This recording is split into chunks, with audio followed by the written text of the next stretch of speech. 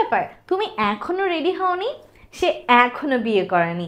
এই যে আমরা এত এত সেন্টেন্স বলি, কেউ এখনো কোনো একটা কাজ করেনি, এখনো বিয়ে করে নাই, এখনো খায় নাই, এখনো রেডি হয় নাই, এখনো ইংরেজি শিখে নাই, এখনো লিঙ্গুয়াল একাডেমিতে যুক্ত হয় নাই, সে এখনো কেউ কিছু একটা করে নাই, এই ধরনের সেন্টেন্সগুলো আমরা ইংরেজিতে কিভাবে বলবো?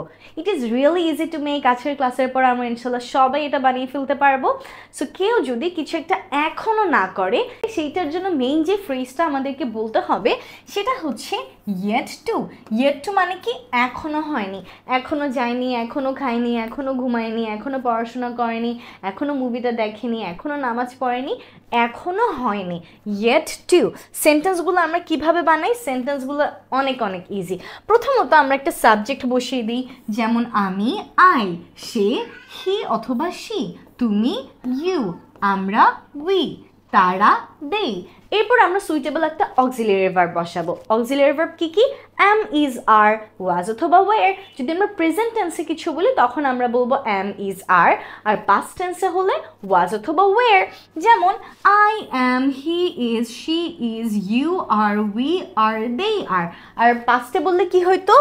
I was, he was, you were, we were, they were।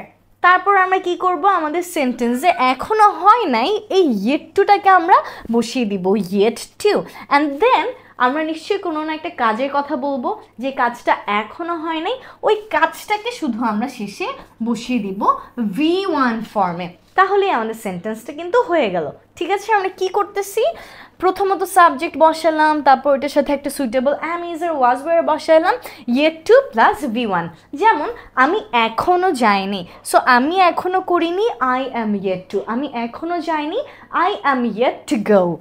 সে এখনো করেনি, he is yet to। সে এখনো রেডি হয়নি, he is yet to get ready। আমরা বলতে পারি তুমি এখনো করনি, you are yet to। তুমি এখনো বিছানা গোছাওনি, বিছানা গোছানোর ইংরেজি কি?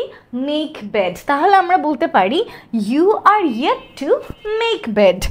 আমরা এখনো করিনি, we are yet to। আমরা এখনো গাছে পানি দেইনি, we are yet to water the plants। water the plants মানে কি? গাছে পানি দেয়া। তারা এখনো করেনি, they are yet to। তারা এখনো ইংরেজি অনুশীলন করেনি, they are yet to practice English। So আমরা কি করি? সেন্টেন্সগুলো ইজিলি মেক করে ফেলতে পারি এই স্ট্রাকচারটা ফলো করে, সাবজেক্ট, তারপর auxiliary verb, yet to and V1। So well, এবার আমাদের কাজ হচ্ছে নিজে নিজে এরকম সেন্টেন্সেস প্র্যাকটিস করার। শূন্য থেকে স্পোকেন শিখতে চাইলে বা গ্রামার শিখতে চাইলে যুক্ত হয়ে যেতে পারেন লিঙ্গুয়াল একাডেমিতে। কল করুন 01798049025 অথবা ইনবক্স করুন আমাদের পেজে। Don't forget to share this lesson.